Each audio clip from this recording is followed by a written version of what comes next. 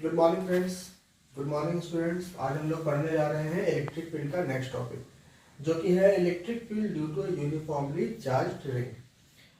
एक रिंग है, जैसे मान लीजिए मैंने यहाँ पर एक रिंग ली हुई है, ये एक रिंग है, एक रिंग थी, वो गिर गई, पूरी थी वो गिर गई, तो पहले है और पहले पास रिंग है, अब रिंग थी हो गई है। तो हम लोग 2 मिनट का ब्रेक लेंगे, मैं दूसरी रिंग लेकर आता हूँ।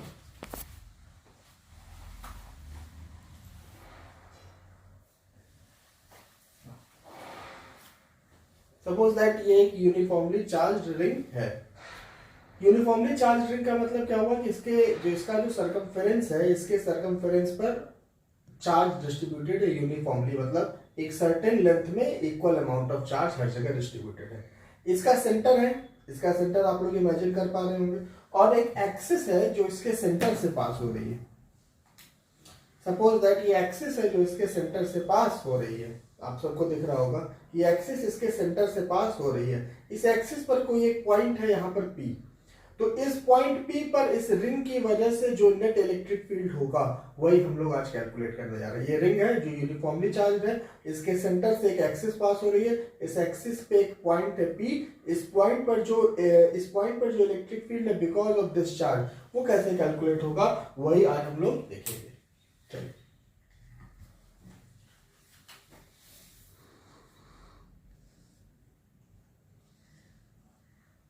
सपोज दैट ये एक रिंग है जिसका रेडियस है R, थोड़ा अच्छे से बनाएं।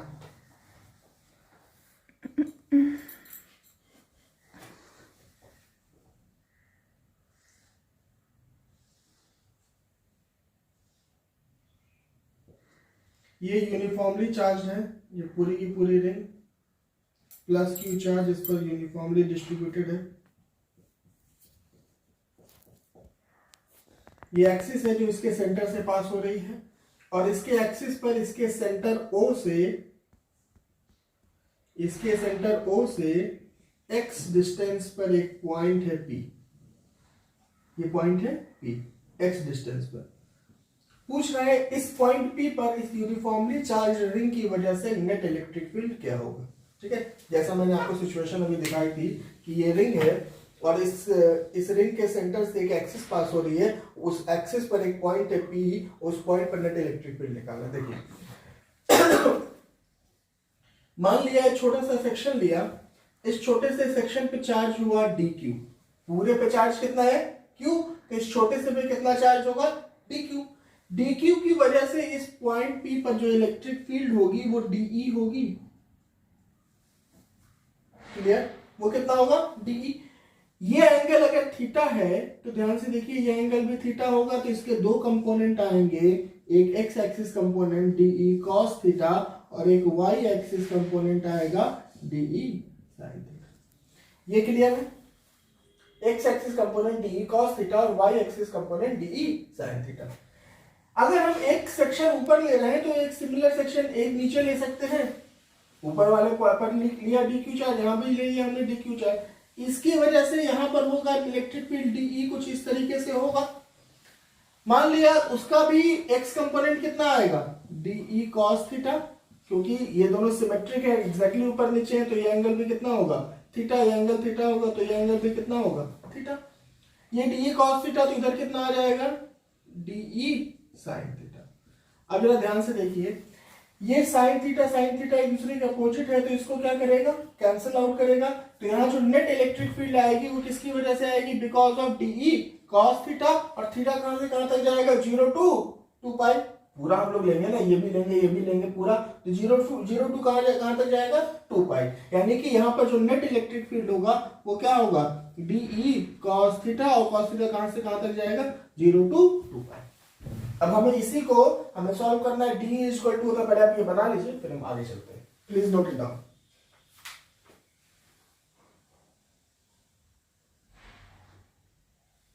हो गया, चलिए अब देखिए मैं इधर लिख रहा हूं, we know that dE is equal to k dq upon r square. हम लोग जानते हैं dE is equal to k dq upon r square, हमें पता है। r क्या होता है, r होता है चार्ज और वो पॉइंट जहां पर हमें इलेक्ट्रिक फील्ड निकालना है उनके बीच का लीनियर डिस्टेंस, उनके बीच का शॉर्टेज डिस्टेंस है, उनके बीच का डिस्प्लेसमेंट, उनके बीच का परपेंडिकुलर डिस्टेंस, उनके बीच का डिस्टेंस जो कि एक स्ट्रेट लाइन द्वारा जोड़ा गया है। तो स्ट्रेट लाइन द्वारा ये जो डिस्टेंस है हमारे पास है नहीं, लेकिन हम ध्यान से देख पा रहे हैं कि अगर हम इसको a माने तो AOP, अभी देखिए अगर हम इसको a माने, if you think that it is AOP एक राइट एंगल ट्रायंगल है, AOP is a right angle triangle. Right angle triangle में हमें परपेंडिकुलर R दिया है, बेस हमें X दिया है, तो ये जो हाइपोटेन्यूज है वो हो जाएगा, अगर हम इसको मान लीजिए, इसको हम लिखें तो we can write it down under root x square plus r square लिख सकते हैं। चलिए, तो वी कैन राइट दैट कि d E is equal to k d q upon x square plus r square to the power 1/2 लोग लिख सकते हैं। और साथ ही साथ क्या है, cos थीटा, cos थीटा लिख दिया। अब देखिए यहां पर क्या है, x और r के टर्म में हो रहा है और ये क्या है थीटा, तो या तो हमें इसे थीटा के टर्म में लाना होगा या थीटा को x और r के टर्म में। तो हम जानते हैं cos थीटा इक्वल टू क्या होता है, cos थीटा इक्वल टू क्या होता है, base upon hypotenuse, base upon hypotenuse. तो बेस क्या है x और हाइपोटेन्यूज क्या है x square upon r square. तो वी कैन राइट दैट,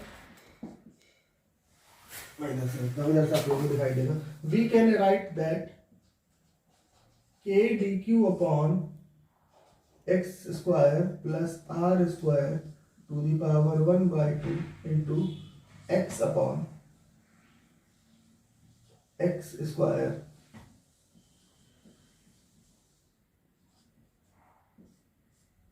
अच्छा क्यू अपॉन आर स्क्वायर, यानी इसका स्क्वायर होगा। ठीक, इतना नोट डाउन कर लीजिए।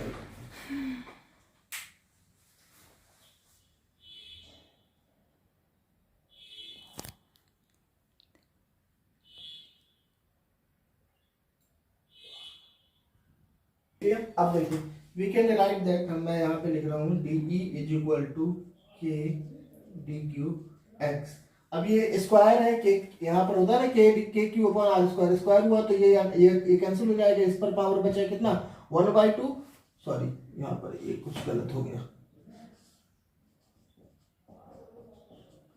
यहाँ पर हो जाएगा 1, इस पर पावर होगा 1/2, तो दोनों ऐड हो जाएंगे, तो यहाँ पर हो जाएगा x square plus r square to the power 3/2।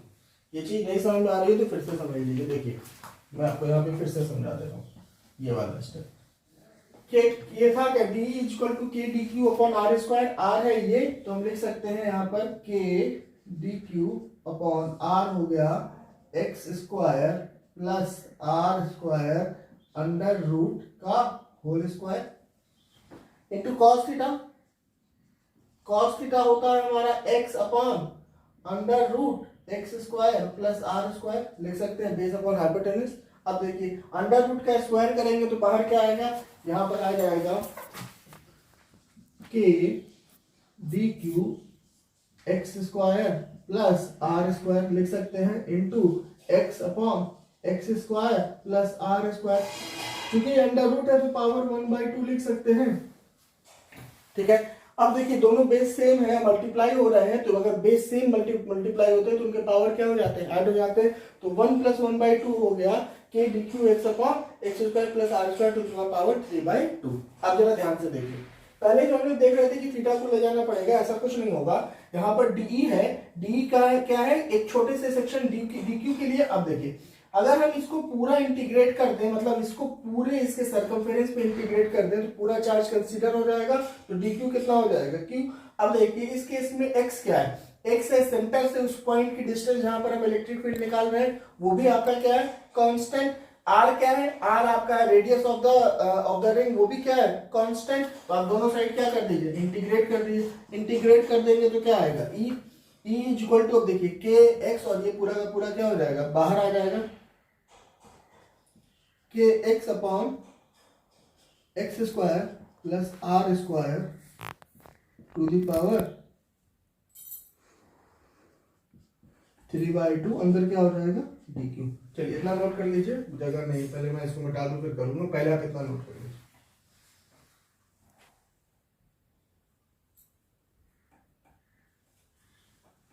हो गया नोट। चलिए आगे चलते हैं। मैं इसे रब कर दे रहा हूँ, इसे रब कर दूँ तो मैं उधर वाला पहले रब कर दे रहा हूँ, इसको रहने दीजिए। यहाँ पर आया, देखिए dq को अगर इंटीग्रेट करेंगे, dq मतलब क्या है, dq मतलब स्मॉल अमाउंट ऑफ चार्ज पूरा, अगर एक स्मॉल अमाउंट ऑफ चार्ज को इंटीग्रेट करेंगे तो क्या आएगा, कई सारे स्मॉल अमाउंट ऑफ चार्ज जोड़ करके एक complete total amount of charge आएगा। तो यहाँ पर आ सकता है, ये आ जाएगा E is equal to k x upon x square plus r square to the power 3/2, और ये हो जाएगा क्या, क्यू। टोटल चार्ज कितना डिस्ट्रीब्यूटेड है इस पर, क्यू। तो E इज इक्वल टू हो गया k Q x upon x square plus r square to the power 3/2। Note it down. अभी इसमें आगे बचा है काफी कुछ, पहले इतना नोट कर लीजिए।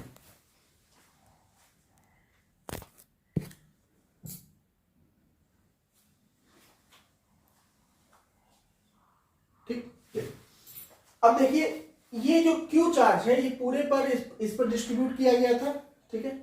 मान लिया ये इसके सरकमफेरेंस पर डिस्ट्रीब्यूट था, ये हम जानते हैं। इसका रेडियस कितना है r, तो इसका टोटल सरकमफेरेंस कितना होगा 2 पाई r। एक रिंग है, रिंग का रेडियस कितना है r है, तो उस रिंग का सरकमफेरेंस कितना होगा 2 पाई r। यहां तक कोई समस्या, इस रिंग का सरकमफेरेंस होगा 2 पाई r। और मान लिया यहां पर लीनियर चार्ज डेंसिटी है लैम्डा, लीनियर चार्ज डेंसिटी है कितनी, लैम्डा। तो we can write that q is equal to 2 pi r lambda, लिख सकते हैं, क्योंकि lambda is equal to, we know that lambda is equal to 2 pi r by q। Lambda is equal to क्या होता है, linear charge density, linear charge density मतलब charge पर unit length. तो we can write that q is equal to 2 pi, sorry, lambda is equal to q upon 2 pi r, लिख सकते हैं। So q is equal to lambda into 2 pi r लिख सकते हैं। तो उठा करके वहां पर रखिए, E is equal to k की value 1 upon 4 pi epsilon naught into 2 pi r lambda x upon x square plus r square to the power 3/2।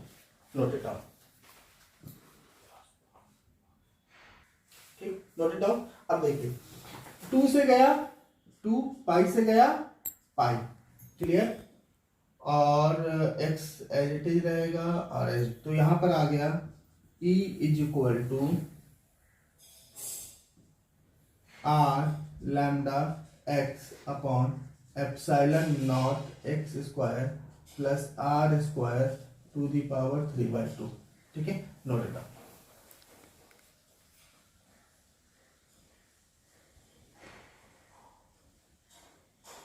देखिए E की वैल्यू, K की वैल्यू होती है 1 अपॉन 4 पाई एप्सिलॉन नॉट, और यहाँ पर Q की वैल्यू हमने रखी थी 2 पाई r लैम्डा। यहाँ से निकाल दी, Q equal to 2 pi r lambda, cancel हुआ 2 से 2, पाई से पाई, r लैम्डा x बचा, तो r लैम्डा x अपॉन यहाँ क्या बचा, epsilon naught x square plus r square to the power 3/2, clear.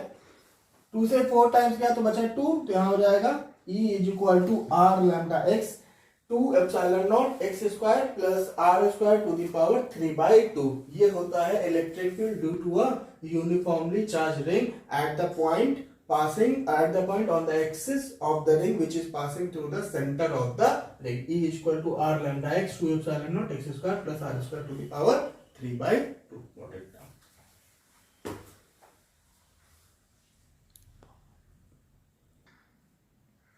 ठीक है, आपने ये सब नोट कर लिया। इलेक्ट्रिक फील्ड आ गया।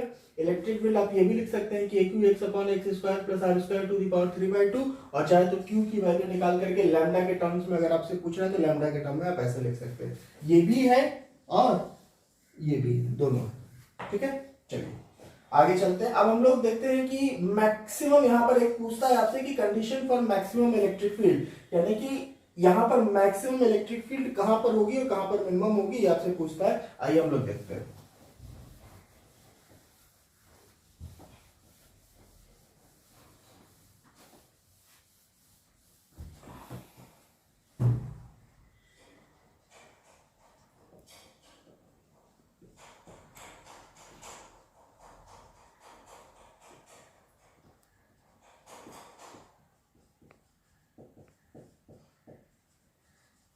देखिए electric condition for maximum electric field E आपका आया था, ई इज इक्वल टू आया था K Q x upon x square plus r square to the power 3/2।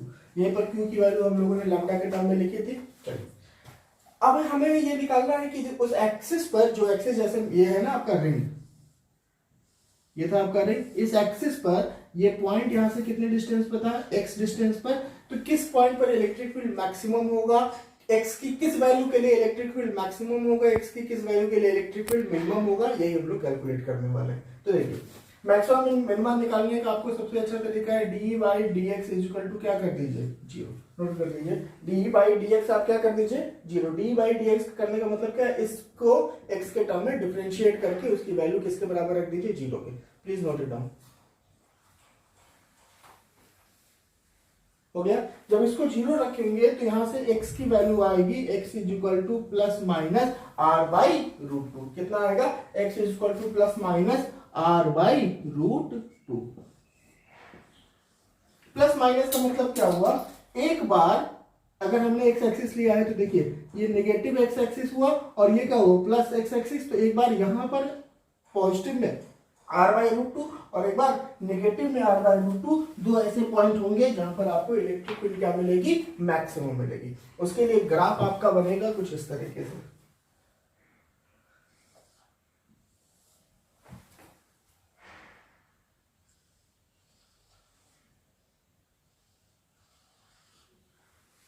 ठीक,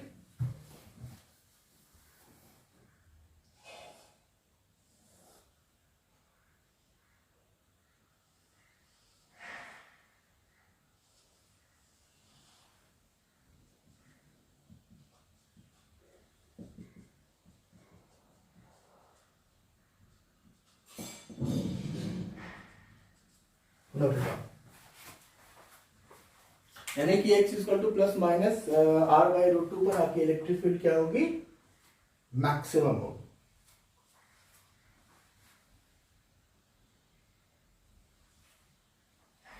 हो गया, नोट डाउन हो गया। ये डी बाई डी एक्स, इसको एक्स के रिस्पेक्ट में सिर्फ आपको क्या करना है, डिफरेंशिएट करना है। डिफरेंशिएट करेंगे के क्यू कौन से हो जाएगा और ये x square plus r square इसको तोड़ देंगे और आराम से डिफरेंशिएट हो जाएगा। इसको डिफरेंशिएट करने में कोई बहुत बड़ा वो नहीं है, इसीलिए मैंने इसको बताया हम लोग बहुत ईजी डिफरेंशिएशन है। हो गया। आज इलेक्ट्रिक फील्ड का आज आपका लगभग जो एनसीईआरटी का जो सिलेबस है, जहां तक एनसीईआरटी कवर करता है इलेक्ट्रिक फील्ड में, वो मतलब किस किस जो कंटिन्यूअस चार्ज डिस्ट्रीब्यूशन में किस किस की वजह से क्या क्या इलेक्ट्रिक फील्ड होते हैं, वो लगभग आज आपका हो गया। एक और बचा हुआ है कि electric field due to a charged disc. तो आई डोंट थिंक कि ये एनसीईआरटी आपका कवर करता है, बट अगर कवर करता होगा तो फिर मैं आपको इसको करा दूंगा। और आज की क्लास बस यहीं तक है। Thank you so much. कितने देर की क्लास?